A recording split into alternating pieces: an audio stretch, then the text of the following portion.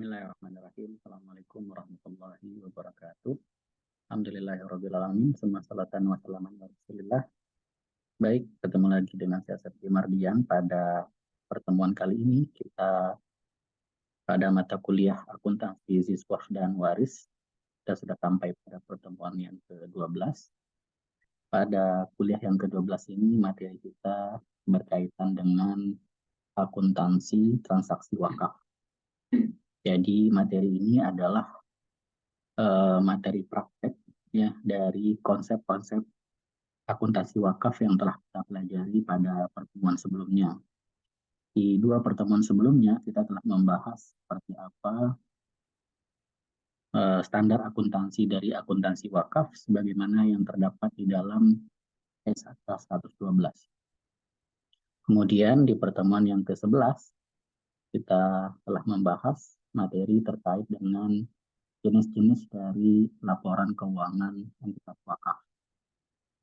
Hari ini kita akan membahas dan membuat beberapa contoh kasus seperti apa transaksi wakaf dan bagaimana kita mencatat transaksi tersebut dan menyajikannya di dalam laporan keuangan wakaf. Pertama, kita ingin mereview kembali siapa yang wajib menerapkan PSAK 112 ini. Dan atas transaksi apa PSAK 112 ini diterapkan. Yang pertama adalah yang wajib menerapkan PSAK wakaf ini adalah nazir wakaf yang berbentuk organisasi dan badan hukum. Sedangkan nazir wakaf yang berbentuk perorangan itu disarankan untuk mengikuti PSAK wakaf dalam mencatat transaksinya. Sedangkan organisasi dan badan hukum yang telah mendapat izin dari BWI, maka selain dari wajib menerapkan PSAK 12, dia juga kemudian entitas tersebut wajib diaudit oleh kantor akuntan publik. Kemudian PSAK ini juga bisa diterapkan untuk wakif atau pihak yang membayarkan wakaf untuk wakif organisasi dan badan hukum. Itu adalah subjek ya. Kemudian berikutnya adalah apa objek dari transaksi wakaf. Transaksi wakaf apa saja yang sudah dikenakan kewajiban dalam PSAK 112.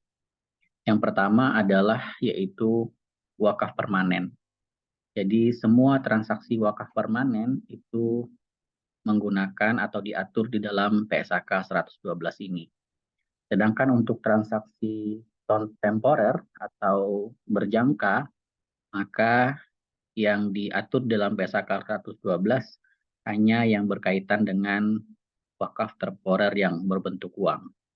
Sedangkan untuk yang selain uang itu belum diatur di dalam PSAK 112 edisi yang sekarang, dan berarti kalau seandainya transaksi tersebut terjadi maka diserahkan ya kepada entitas wakaf untuk kemudian membuat kebijakan sesuai dengan pemahaman mereka. Seperti itu. Oke, kemudian yang kedua adalah ini yang juga penting, apa syarat dari sebuah aset wakaf itu bisa diakui. Syarat yang pertama adalah bahwa sebuah aset wakaf itu bisa dicatat itu jika si nazir telah memiliki kendali fisik. Artinya aset wakaf tersebut sudah berada di dalam penguasaan si nazir. Untuk aset wakaf yang berbentuk uang, tentu saja bentuk pengendalian fisik itu dalam bentuk jika dia tunai maka uangnya telah diterima. Jika dia berbentuk saldo di rekening, maka saldo tersebut sudah berada di rekening si nazir, artinya sudah ditransfer oleh si wakif. Kemudian untuk aset yang berbentuk selain uang, maka syaratnya adalah harus nazir memiliki kendali hukum.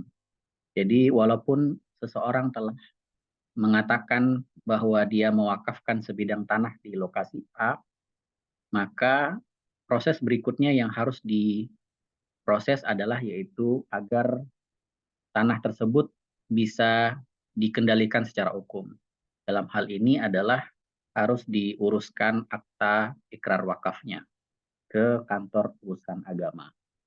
Bagaimana kalau seandainya ada orang yang telah berwakaf dalam waktu yang sudah lama dan si wakif tersebut telah meninggal, maka nazir bersama ahli waris itu mengurus PPAIW ke ke kantor urusan agama. Intinya adalah sebuah aset wakaf itu baru bisa dicatat sebagai penerimaan jika nazir itu betul-betul telah menguasai secara fisik atau menguasai dan menguasai secara hukum, ya, seperti itu. Yang tujuannya tentu saja adalah mencegah terjadinya konflik, ya, di kemudian hari kalau seandainya si wakif telah meninggal dunia, kemudian ada di antara oknum ahli waris yang mempermasalahkan wakaf. Ini adalah syarat yang penting. Syarat ini kemudian juga akan diterapkan di dalam transaksi wakaf. Kemudian berikutnya adalah untuk lebih memudahkan kita bisa membagi transaksi wakaf itu dalam 4 bagian besar. Yang pertama adalah transaksi penerimaan wakaf, baik wakaf permanen ataupun wakaf temporer dalam bentuk uang. Kemudian yang kedua adalah transaksi pengukuran ulang aset wakaf. Maksudnya adalah aset wakafnya telah diterima oleh nazir dalam waktu yang sebelumnya. Kemudian dengan berjalannya waktu, aset wakaf tersebut mungkin mengalami kenaikan harga karena faktor tertentu, misalnya daerah tersebut menjadi daerah yang strategis, sehingga harga tanahnya itu telah melonjak naik gitu ya. Maka dimungkinkan di situ nanti nazir melakukan pengukuran ulang dari aset wakaf tersebut. Nah, bagaimana cara mencatatnya nanti akan coba kita lihat. Yang ketiga yaitu transaksi pengelolaan dan pengembangan. Dan ini yang seperti saya jelaskan bahwa salah satu karakteristik dari wakaf adalah nazir harus aktif mengelola dan mengembangkan aset wakaf. Karena jika ia tidak aktif melakukannya, maka tentu saja biaya operasional dari nazir itu tidak akan bisa tertutupi. Berbeda dengan zakat, di mana amil itu bisa mengambil bagian dari aset zakat yang dia terima. Misalnya ada seseorang berzakat 10 juta, maka amil langsung bisa mengambil maksimal 12% dari 10 juta yang diterima. Berbeda dengan wakaf, pada seseorang mewakafkan uang 10 juta, maka nazir tidak diperkenankan untuk mengambil dari bagian dari yang 10 juta. Nazir baru bisa kemudian memperoleh hak atau bagian setelah uang yang 10 juta itu diinvestasikan dan memberikan hasil. Katakan uang yang 10 juta itu ditaruh di deposito, kemudian menghasilkan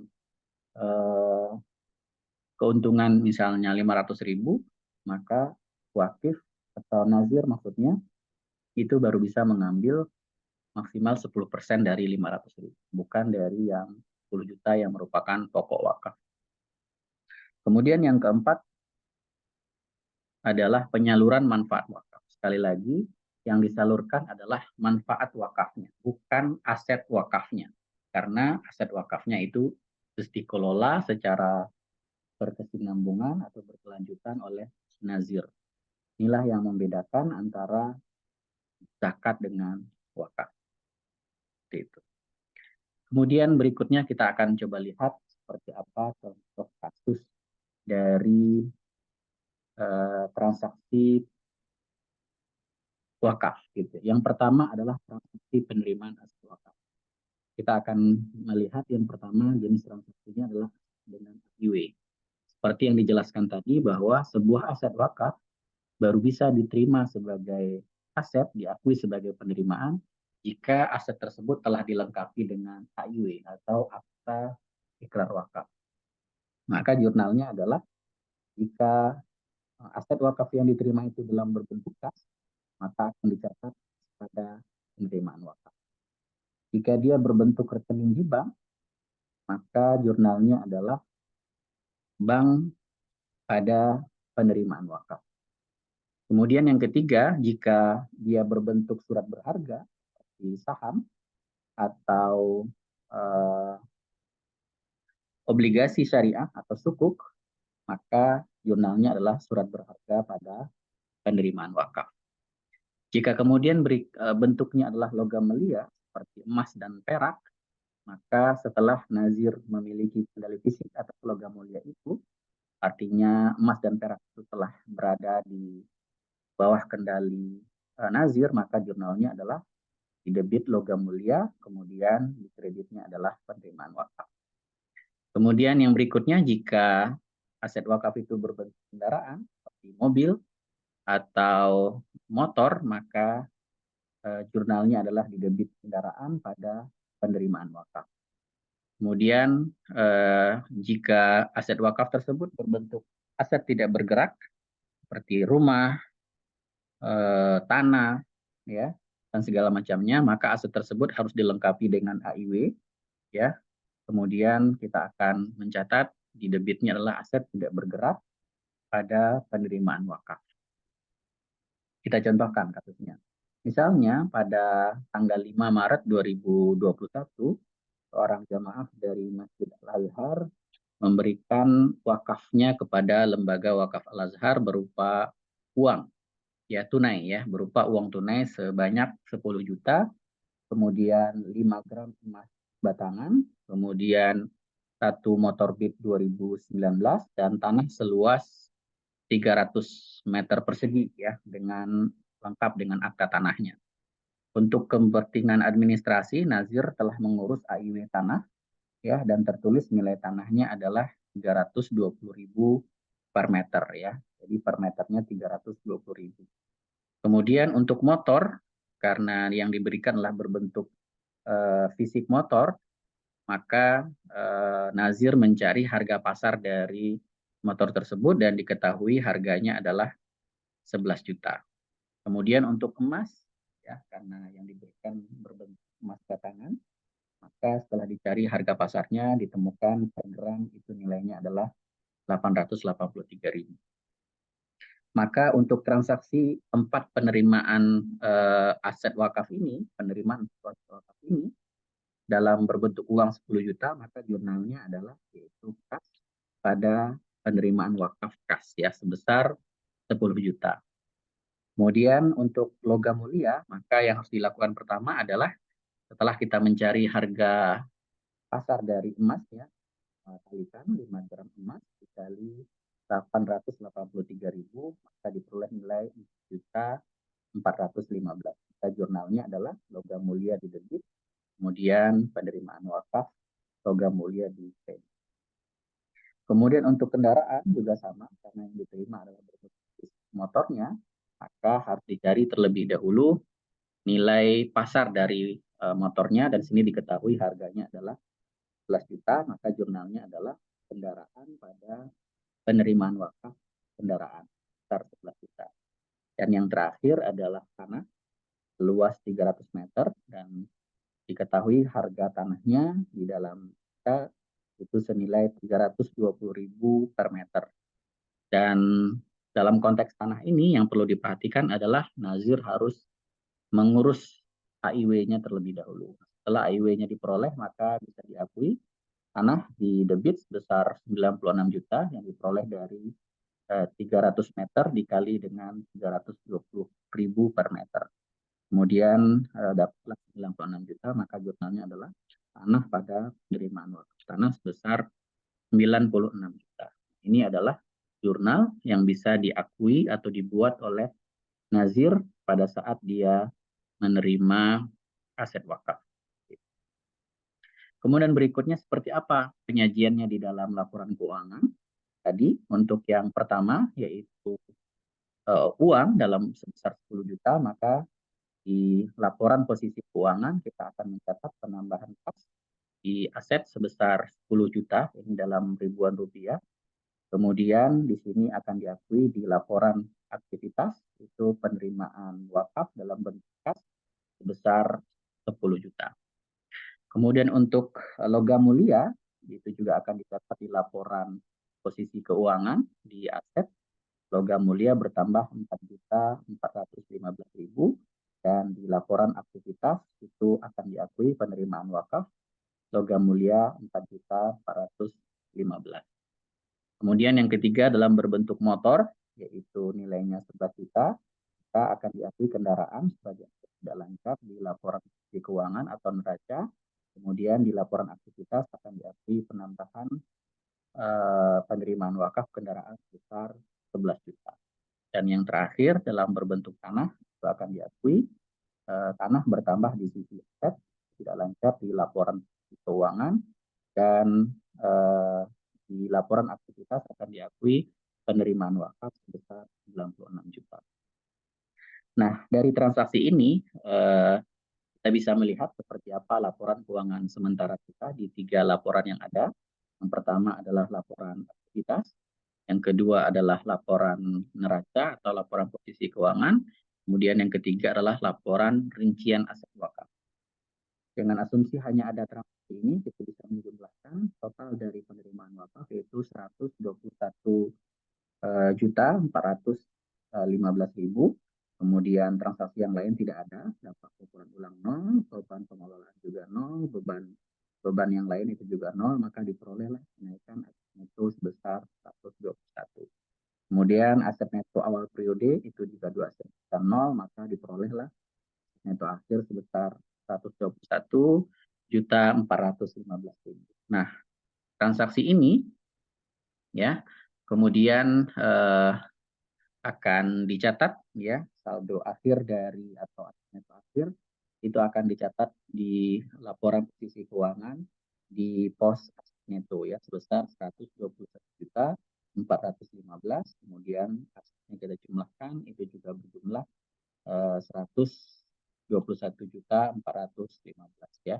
Jadi sama antara posisi aset dengan liabilitas plus neto. Kemudian di laporan rincian wakaf, kita juga kemudian harus membuat rinciannya. Kita buat berdasarkan kategorinya, yaitu aset lancar dan aset tetap. Kemudian di sini juga dibuat berdasarkan kategori penerimaannya, yaitu dari wakif atau dia merupakan hasil pengembang. Nah, di sini karena 4 aset itu adalah bersumber dari wakif, maka kita akan mencatatnya di kolom wakif ya, kas 10 juta, logam mulia 4.415, aset tetap berupa kendaraan 11 juta, dan kendaraan sebesar 96 juta. Jadi total dari aset wakaf yang kita terima yaitu 121.415 dengan rincian seperti yang tertera di atas. Itu transaksi yang pertama. Kemudian yang kedua yaitu penerimaan wakaf tetapi bersifat temporer ya, dan ini hanya berlaku untuk yang berbentuk uang saja. Yang ini yang diatur dalam PKK 112. Maka jurnalnya adalah jika dia berbentuk uang tunai, maka kas pada wakaf temporer jangka pendek atau jangka panjang. Ini adalah kalau orang hanya berwakaf hanya selama 12 bulan, maka dia dianggap sebagai wakaf temporer jangka pendek. Atau jika ada orang yang berwakaf selama 2 tahun atau di atasnya, maka itu akan disebut sebagai wakaf temporer jangka panjang. Jika kemudian dia berbentuk uang di rekening, maka jurnalnya adalah bank pada wakaf temporer jangka pendek atau jangka panjang. Nah, untuk lebih memudahkan, coba kita lihat dalam misalnya tanggal 5 bulan April tahun 2021, seorang jamaah Masjid Al-Azhar mewakafkan depositonya di BSI sebesar 100 juta selama 3 tahun. Nah, karena dia lebih dari 1 tahun, berarti dia dianggap sebagai jangka panjang ya kepada lembaga wakaf Al-Azhar. Coba perhatikan bahwa di sini jurnalnya adalah deposito bertambah di debit sebesar 100 juta, kemudian di kreditnya adalah yaitu wakaf temporer jangka panjang deposito ya sebesar 100 juta. Ya, jadi dia bukan dicatat sebagai penerimaan ya, tetapi dicatatnya sebagai titipan ya yang nanti akan ada di liabilitas. Ya, karena dia adalah temporer yang nanti harus dikembalikan lagi. Bagaimana dia tersajikan di dalam laporan keuangan? Kita bisa lihat seperti yang dikatakan tadi bahwa karena ini adalah transaksi kontemporer, maka dia tidak dicatat di laporan aktivitas sebagai penerimaan. Jadi laporan penerimaan kita tidak akan berubah, Nah, di sini akan terlihat di dalam laporan neraca, yaitu deposito bertambah 100 juta. Kemudian karena dia sifatnya temporer atau sementara, maka dia dicatatnya di sisi liabilitas, yaitu wakaf temporer jangka panjang 100 juta. Maka kita akan coba melihat akumulasi dari aset kita sudah berubah, yaitu menjadi 221.415.000. Kemudian di sisi pasifanya, yaitu liabilitas per netonya itu juga sudah berubah menjadi 221.415, dan ini nilainya sudah balance. Nah, berikutnya adalah kita juga harus mengupdate laporan rincian aset wakaf kita dari yang tadi sudah kita catat, maka deposito itu akan kita tambahkan sebagai lancar, yaitu sebesar ya 100 juta. Nah, di sini akan terlihat bahwa akumulasinya yaitu 221.415 ya. Jadi ini adalah lanjutan dari kasus sebelumnya. Oke, kemudian transaksi berikutnya adalah yaitu tentang pengukuran ulang aset wakaf ya. Jadi aset wakafnya sudah diterima lama, kemudian Nazir berkeinginan untuk menilai ulang asetnya karena faktor tertentu. Nah, salah satu contohnya adalah yaitu pertukaran aset wakaf ya. Maka di sini jurnalnya adalah akan terjadi dua kondisi.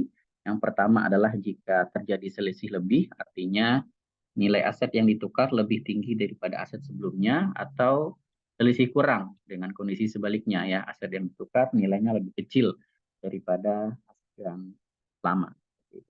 Maka jurnalnya di sini yaitu baru kita akan akui di debit, kemudian di kredit nilai aset lama. Nah, karena aset barunya lebih tinggi ya dan aset lamanya lebih rendah, maka selisih lebihnya itu akan dapat di kredit sebesar selisih pertukaran aset wakafnya di kredit. Sedangkan kalau kondisinya kurang, maka aset baru di debit ya, kemudian selisih pertukarannya justru di debit ya, kemudian aset lamanya di kredit. Nah, untuk lebih memudahkan, kita lihat contoh berikut. Misalnya, Lembaga Wakaf Al-Azhar mencatat tanah wakaf sebelumnya senilai 96 juta. Ya, jadi sudah ada aset wakaf sebelumnya 96 juta. Karena tidak dapat diproduktifkan dengan baik, Nazir seizin BWI itu menukar tanah tersebut dengan tanah sebidang 800 meter persegi ya, yang lokasinya di Kebayoran Baru yang dianggap lebih strategis, yang nilainya yaitu sebesar 110 juta ya, jadi lebih tinggi gitu ya. Kemudian tanah wakaf yang baru ini juga sudah diuruskan AIW-nya, maka jurnalnya adalah yaitu tanah yang baru ya sebesar 110 juta di debit, kemudian tanah yang lama di kredit 96 juta, kemudian selisih lebihnya itu akan dicatat sebagai selisih pertukaran aset wakaf tanah ya, seperti itu. Nah, bagaimana penyajiannya kita akan lihat di dalam laporan keuangan kita, yaitu laporan di dalam laporan aktivitas, maka kelebihan ya dari tanah tadi ya, tadi kan jumlahnya adalah 1 juta yaitu 96 juta plus 14 juta. Nah, 14 jutanya adalah kelebihannya, maka kelebihannya itu dicatat di bawah dampak pengukuran ulangnya, yaitu sebesar 14 juta. Kemudian di laporan posisi keuangannya atau neracanya, karena yang tadinya 96 juta, maka dia sudah berubah menjadi 110 juta ya, seperti itu. Nah, kalau kita lihat dari laporan aktivitas, saldonya sekarang sudah menjadi 135 juta. Kemudian 135 juta ini akan kita akui di aset neto, dan posisi dari akumulasi dari aset kita yaitu 235 juta, dan liabilitas per netonya juga 235 juta ya, sudah sama. Kemudian di dalam laporan aset wakaf itu juga kemudian harus diupdate ya, yang tadinya tanah di sini nilainya 96, di sini harus diupdate menjadi 110 ya, sehingga totalnya adalah 235 juta. Oke, kemudian berikutnya adalah transaksi pengelolaan dan pengembangan. Kita berikan beberapa contoh. Yang pertama adalah berbentuk bagi hasil ya, atau dividen ya, misalnya ditaruh di deposito atau dividen usaha tertentu. Maka aturannya di sini yaitu untuk bagi hasil, maka pengakuannya adalah berapa yang diterima dikurangi dengan beban-beban. Begitu juga dengan dividen, hasil yang diterima dikurangi dengan beban-bebannya. Jadi harus bersih ya. Maka jurnalnya adalah jika bagi hasil atau dividen itu diterima dalam bentuk kas, maka jurnalnya adalah kas pada bagi hasil atau dividen. Kemudian jika ia berbentuk saldo di bank, maka bank di debit, di kreditnya lah dividen. Nah, untuk memudahkan, coba kita lihat kasusnya. Misalnya tanggal 5 Juni tahun 2021, deposito di BSI yang sebelumnya bernilai 100 juta itu diterima bagi hasil bulan berjalannya yaitu sebesar 880.000. Nah, ini adalah gross ya atau kotor, kemudian PPh-nya adalah sebesar 20%. Nah, ini nanti harus dihitung dulu berapa, yaitu 20% dari 880.000 sehingga bersihnya adalah yaitu hanya sebesar 704.000. Maka jurnalnya adalah yaitu BSI bertambah kemudian bagi hasil deposito 704. Jadi yang diakui bukan 880.000-nya, tapi setelah dikurangi dengan pajak ya. Seperti itu. Jadi yang bersih hanya 704.000 ya. Nah, bagaimana penyajiannya dalam laporan keuangan? Kita lihat di sini. Karena ini adalah transaksi hasil pengembangan, maka dia dicatatnya ya di sini kas di BSI bertambah sebesar 704.000 ya yang warna merah. Kemudian bagi hasilnya itu dicatatnya di bawah ya pengelolaan dan pengembangan ya. Jadi bukan di penerimaan wakaf atau di dampak pengukuran ulang. Maka dengan demikian kita bisa update saldo dari laporan aset kita itu sudah bertambah menjadi 136.119.000 ya dalam satuan ribuan ya. Kemudian yang 136 ini itu akan kita akui di sebagai aset neto dan kita akumulasi total aset kita 236 dan di sisi pasifa atau total liabilitas dan netonya juga 236. Nah, berikutnya raporan rincian aset wakaf harus kita update juga, yaitu di sini akan kita menunjukkan rekening BSI. Nah, tetapi bedanya adalah karena ini adalah hasil pengembangan, maka dicatatnya di hasil pengelolaan dan pengembangan sebesar 704 juta. Ya, di sini terdiri dari total yang diterima dari wakif 235 juta 115, sedangkan hasil pengelolaan yaitu 704.000. Nah, totalnya adalah 236 juta 119.000 ya, karena dalam satuan ribuan rupiah. Gitu. Mudah-mudahan dapat dipahami. Kemudian transaksi yang kedua yaitu keuntungan neto pelepasan investasi ya, seperti itu. Seperti saham atau sukuk, artinya saham atau sukuknya kemudian telah dijual ya, seperti itu. Kondisinya juga ada dua, bisa saja terjadi selisih lebih, tapi lebih tinggi harga pada saat penjualan atau selisih kurang, yaitu harga saat penjualan lebih rendah dari sebelumnya. Jika dia selisih lebih, maka diakui jika dia berbentuk uang nah maka kas di debit, kemudian sahamnya berkurang di kredit, kemudian selisihnya berarti sebagai keuntungan penjualan saham. Jika dia selisih kurang, maka kas di debit atau bank, kemudian di kreditnya lah kerugian penjualan saham. Maaf, ini harusnya debit ya. Ini harusnya debit nih. Ya, ini harusnya debit ya, saham, kemudian di kreditnya adalah saham ya, seperti itu. Kemudian kita lihat contohnya, misalnya tanggal 5 bulan Juni 2021, Nazir membeli saham BTPNS, yaitu Bank Tabungan Pensiun Nasional ya, BTPN Syariah sebesar 10 lot, banyak 10 lot dengan harga lembarnya 3.720 dari dana wakaf untuk pengelolaan dana ya. Jadi dari dana yang sebelumnya itu kemudian dibelikan saham 10 lot ya dengan per lembarnya 3.720. Kemudian tanggal 6 bulan 7, satu bulan berikutnya, itu Nazir menjual dengan harga 3.900 ya. Jadi naik ya dari 3.720 per lembar menjadi 3.900. Kemudian ada biaya yaitu transaksi beli 0,19% dan transaksi jual itu 0,29% ya, dikurang dari 1%. Maka pada saat melakukan pembelian saham, maka jurnalnya adalah yaitu 10 lot ya dikali 3.720 dapatlah 3.720. Kemudian di sini ada biaya yaitu 0,19 dikali dengan 3.720 dapatlah 7.068 rupiah. Kemudian uang yang dikeluarkan atau dibayarkan pada saat pembelian yaitu 3.727.068 ya. Kemudian sebulan berikutnya dijual ya, yaitu 10 lot dikali 3.900 ya, maka diperoleh nilainya ya, nilainya yaitu lebih besar ya nanti. Kemudian biayanya ya yaitu 0,29, berarti ini 3.900 ya, 3.900. Kemudian biaya yang dikeluarkan yaitu 0,29 dikali 3.900 dapatlah 100, bukan ya, ini selisihnya berapa ya, maka langsung dikurangkan ya.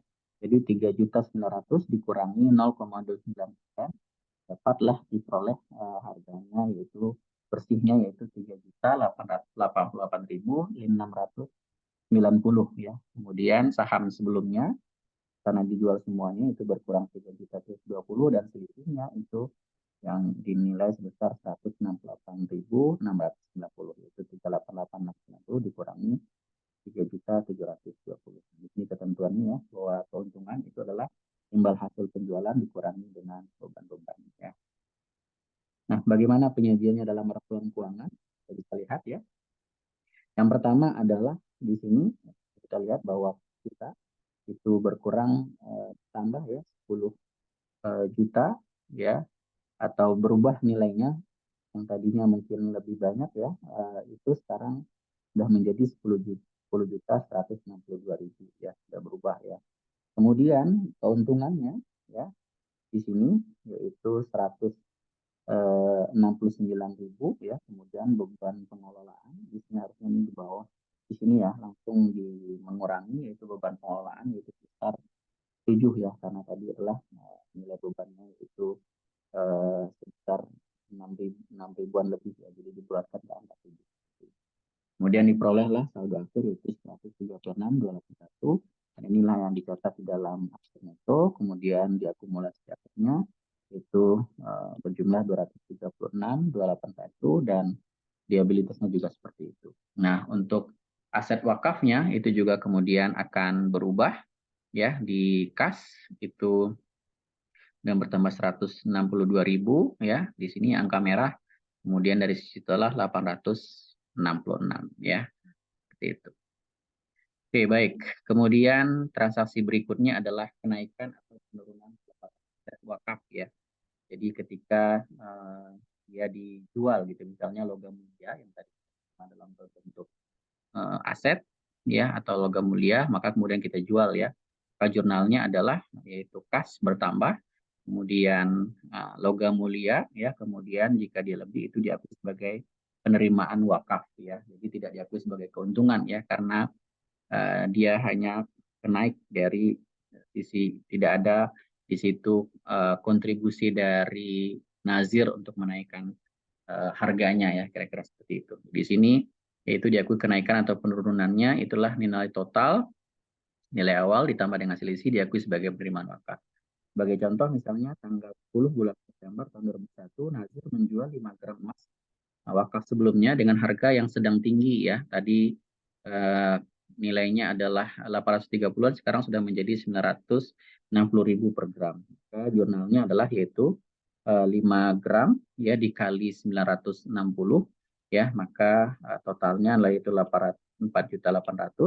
Kemudian logam mulia sebelumnya yaitu senilai 4.415 dikurangi, kemudian selisihnya yaitu 385.000 itu dicatatkan sebagai penerimaan wakaf ya, bukan keuntungan ya, seperti itu.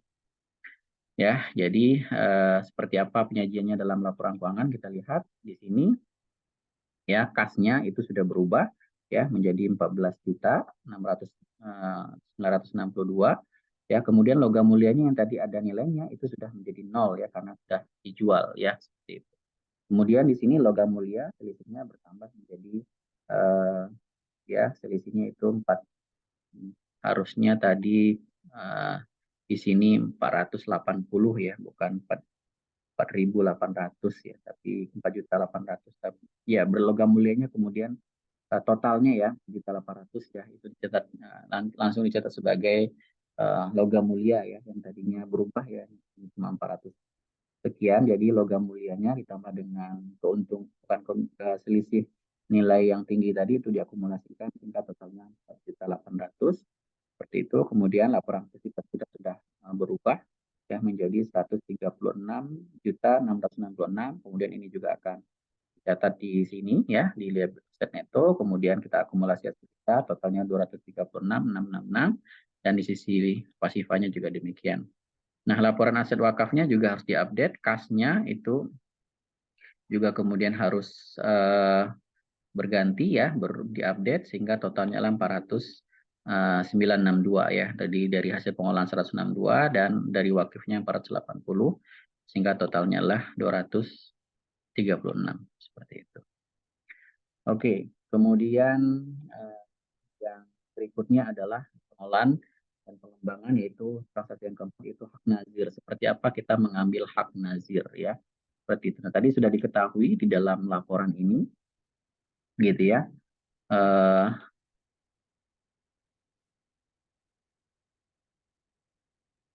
Ya, di sini bisa kita lihat ya. Hak nazir itulah beban atau pengeluaran persentase dari hasil pengolahan yang sudah diterima atau sudah diserti. Maka jurnalnya adalah di debitnya hak nazir, di kreditnya jika ia tunai telah meningkat maka pada kas, jika dalam saldo rekening itu pedas bank.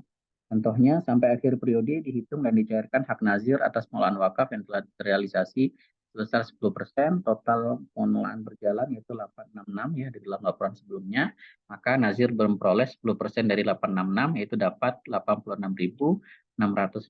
Maka jurnalnya adalah yaitu hak nazir sebesar 86.600, kemudian kas berkurang 86.600 seperti itu. Nah, seperti apa penyajian dalam laporan keuangan bisa kita lihat ya. Di sini di laporan posisi keuangan kasnya sudah berkurang ya. Seperti itu karena ada hak nazir yang dikeluarkan. Kemudian di laporan aktivitas kita akan catat hak nazir sebagai pengurang dari kelompok pengelolaan dan pengembangan. Sehingga saldo dari aset netonya itu sudah berubah menjadi 136. Ini juga akan dicatat di sisi sini. Kemudian kasnya sudah berubah ya, sehingga total dari asetnya 2366, 579, dan laporan rincian aset wakafnya juga sudah harus diupdate, yang tadinya sekitar 100-an ribu ya. Kemudian sekarang karena sudah dikeluarkan hak nazirnya sehingga sisanya hanya 75 ya, seperti itu. Sehingga di sini total dari hasil pengolahan sudah berkurang dan menjadi 779. Dan nilai totalnya itulah 236 ya, sama dengan nilai ini ya. Itu.